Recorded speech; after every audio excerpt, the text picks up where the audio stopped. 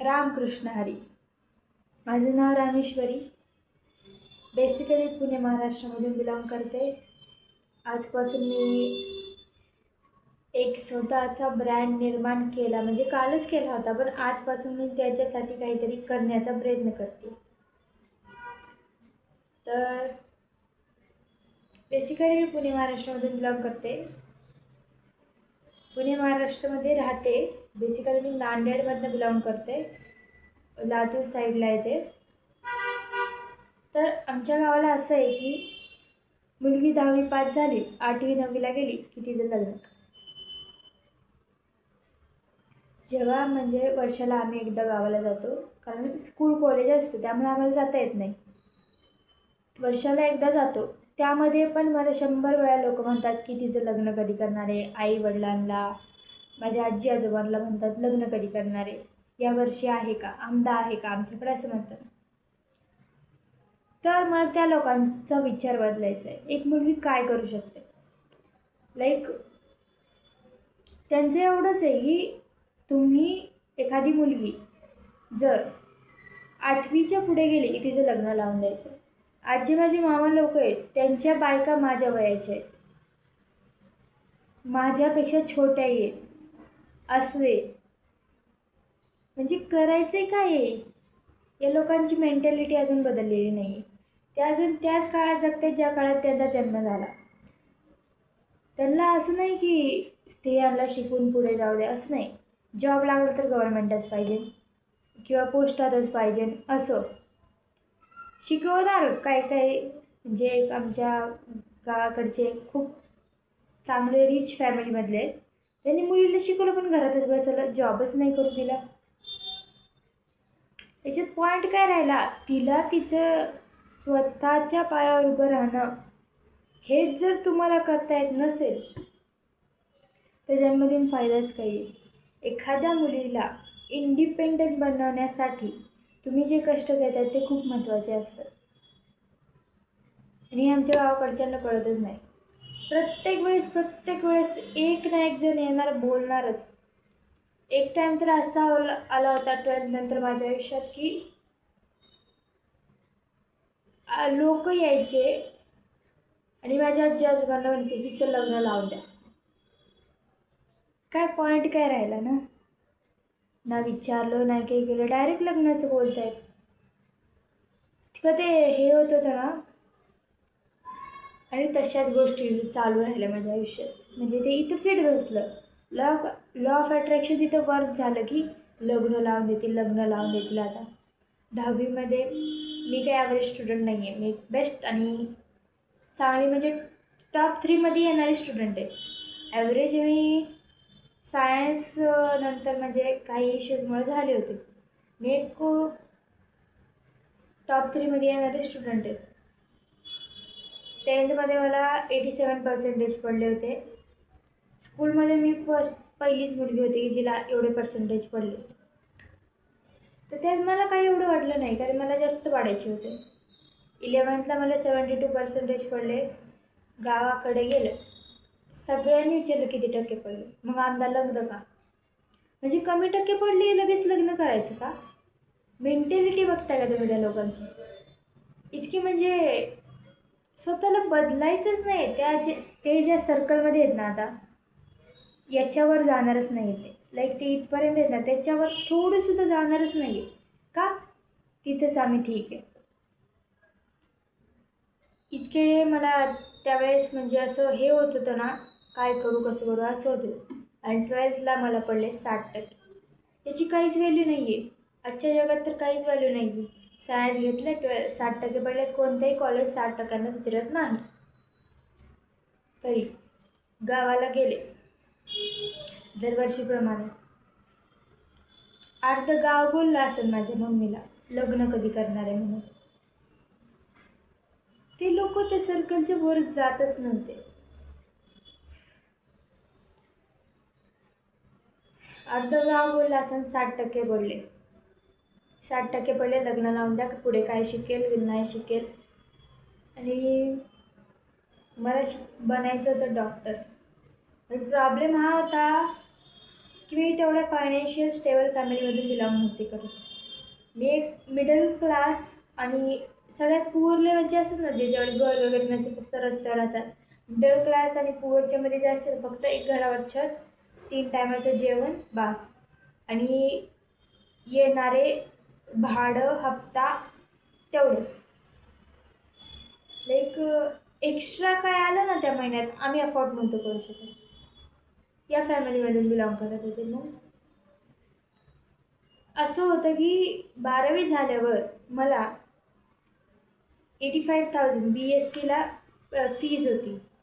मला forensic sciences शिकायचं होतं, कारण इतकं मला ते बर्डन झालं होतं ना, लोकांचं, यांचं, त्यांचं, फॅमिलीचं, फायनान्शियल इश्यूचं. मला एकटं राहायचं होतं, एकटं काम करायचं होतं, कोणाच्या मध्ये नाही, कोणाच्या. त्यामुळे मी फॉरेन्सिक सायन्स फील्ड चूज केली. बट विषय असा झाला की त्याला 85,000 फीज होती आणि पुण्यात एकच कॉलेज होतं. मग काय करायचं, ॲडमिशनच घेतलं नाही. 1 वर्ष गॅप घेता येईल म्हणलं, आणि माझे आयुष्य मी 1 वर्षाचं अशा ठिकाणी लावलं की जे मला खूप असं ग्रेटफुल आहे मी त्यासाठी. भटकते ना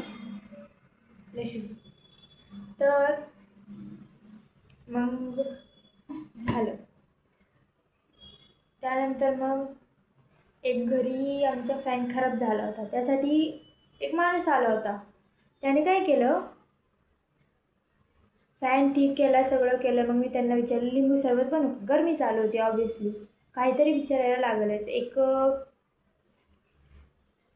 बाई जात म्हणून जे करायचं असं त्यांनी केलं.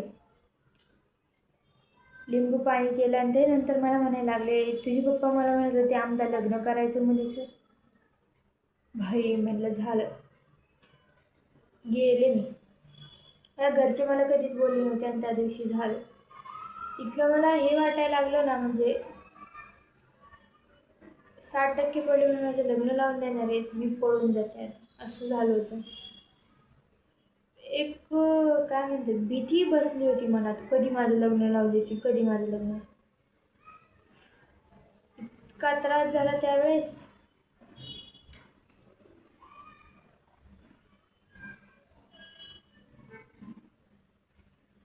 आणि उठसूट लग्नाचे. सेकंड टाईम असं झालं की मी पंढरपूरला गेलते. येता येता एका हॉटेलवर थांबलो होतो. जे गेलो होता, असं ओळखीचेच होते ते. तिथे एक मुलगा होता, किती वर्षाचा ते काही मला एवढा आयडिया नाही. बट तो माझ्या भावाला विचारतोय की तिचं लग्न कधी होणार. किती म्हणजे मेंटॅलिटी लोकांची. विचारतोय की दीदीचं लग्न कधी होणार आहे, आणि काय विचारतोय तुम्ही गेसही करू शकत नाही की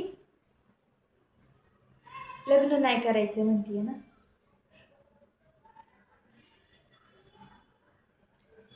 मी इथून इथून इथून फक्त दिसायसारखे होते, बाकी सगळं माझं डोकं असं हे झालं होतं ना, फ्रीज झाल्यासारखं. कुठेही जा, कोणाला त्याशिवाय विषय मिळतच नाही. थर्ड टाईम असं झालं होतं की आत्याकडे गेले होते पूजेसाठी. काही काही म्हाताऱ्या बाया असतातच, त्याचं काय मला वाटत नाही. ते कसं म्हणतात माझं मुलं, कधी मग बघायचं. माझ्या आधीचे लोकांचे लग्न नाही झाले आणि माझंच पहिलं लग्न करायचं आहे कोणाला, डोक्यातच जातात ते लोक जरा.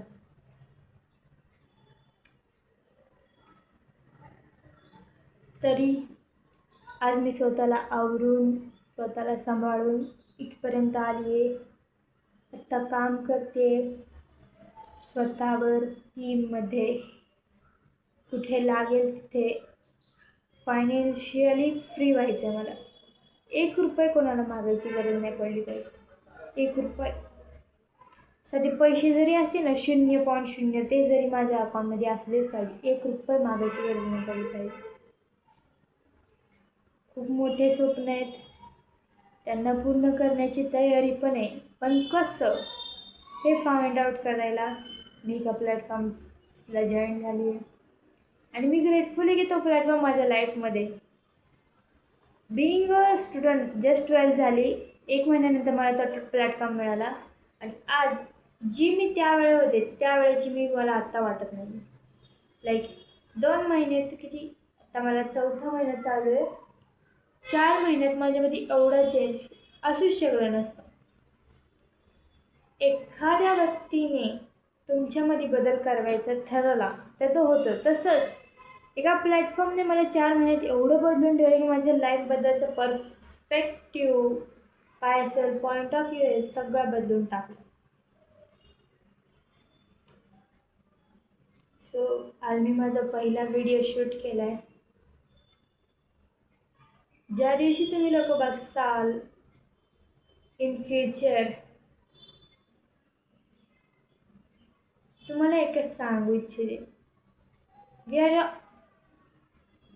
म्हणजे आपण इथे या पृथ्वीवर जो जन्म घेत आहे तो फक्त सर्वायवर गोष्टी शिकण्यासाठी, लढण्यासाठी आणि पडण्यासाठी एवढंच, याच्यासाठी आलं. काही एन्जॉयमेंटसाठी नाही आलं. पण तुम्हाला करायचे असेल तर असं काही तर करायला लागेल जे जग करत नाही. लाईक माझ्या वयाचे सगळे लोक आत्ता शिकत आहेत, बट मी काय करते, मला स्वतःला बिल्ड करायचं. स्वतःला बिल्ड करते, माझा बिझनेस बिल्ड करते, माझी टीम बिल्ड करते आणि घरच्यांना जेवढी होईल तेवढी मदत करते. लाईफमध्ये 3च गोष्टी महत्त्वाच्या आहेत. पहिली गोष्ट आहे लढत. किती काय होऊ दे, लढत राहा. लाईक एक वर्स्ट कंडिशन आली तरी लढत राहा. दुसरी गोष्ट आहे पडत राहा. लढल्याशिवाय पडणार नाही. किती वेळा फेल व्हा, फेल व्हा, फेल व्हा. फेलचा फुल फॉर्मच काय, फर्स्ट अटेम्प्ट इन लर्न. कुठे काही चुका झाल्या त्यामुळेच आपण फेल होतो.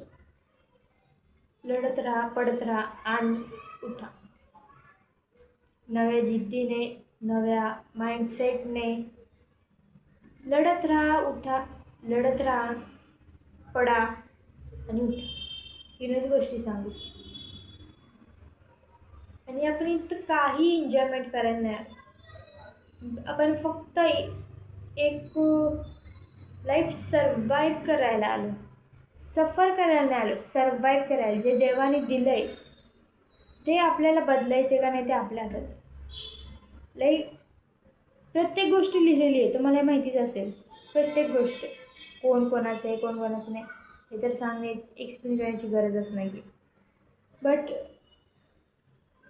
तुम्ही तुमच्या मेहनतीने, तुमच्या एफर्ट्सने तुमचं आयुष्य बदलू शकता, याची मी गॅरंटी देते. So work hard. ज्या दिवशी फ्युचरमध्ये तुम्हाला हा व्हिडिओ मिळेल, ज्या दिवशी माझं एक असं नाव बनेल की इंट्रोडक्शन करण्याची गरज नाही आहे, त्या दिवशी हा व्हिडिओ बघा. मीही कुठे शिकून नाही आली, काही नाही, बट शिकण्याची इच्छा आहे माझी. मला इतकं शिकायचं आहे, कोण माझ्या पुढे हे नाही म्हणलं पाहिजे, कॅपेबल. माझ्या रिलेटिव्हजला म्हणजे दोज फकिंग रिलेटिव्ह, त्यांना सगळ्यांना माहिती आहे की मी किती कॅपेबल आहे. की मी पहिले सांगितलं, मी टॉप 3मधली स्टुडंट आहे. कधी फर्स्ट नाही आले पण टॉप 3मध्ये मी असणार. एवढी कॅपेबल आहे मी, त्यांना सगळ्यांना माहिती. तरी ते मला प्रश्न म्हणजे विचारणार. एक दिवस आहे, व्हॉट इज क्वाड्रॅटिक इक्वेशन म्हणून मला प्रश्न विचारला होता. मी सांगितलं, the equation which contain 2 variables and the maximum power or index of the equation is 2, that is called quadratic equation.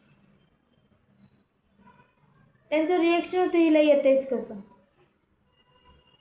आणि त्यांना माहिती पण आहे मी तेवढी कॅपेबल आहे, मला तेवढ्या गोष्टी येतात, तरी करणारच ते.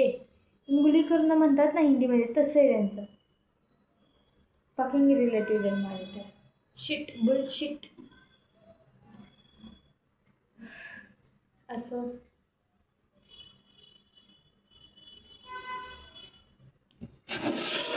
हे काय माझे ड्रीम्स आहेत, तुम्ही बघू शकता. माझा विजन बोर्ड आहे हा.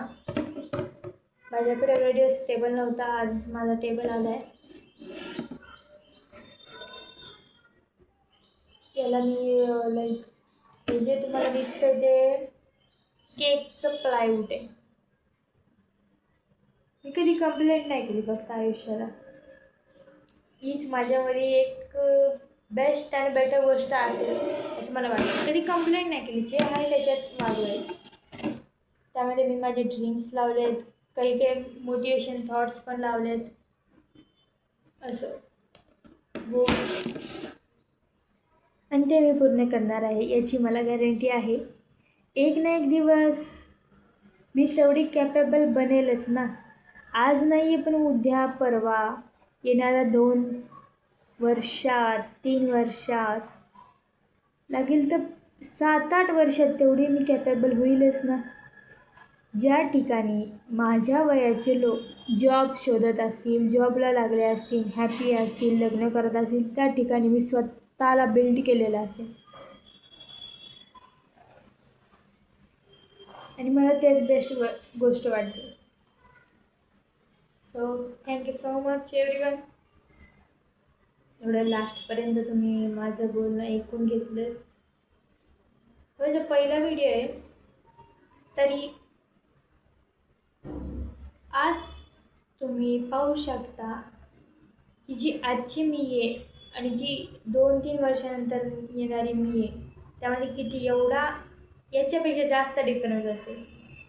तर तो व्हिडिओचं कंपॅरिझन करून तुम्हीही सुरू करू शकता.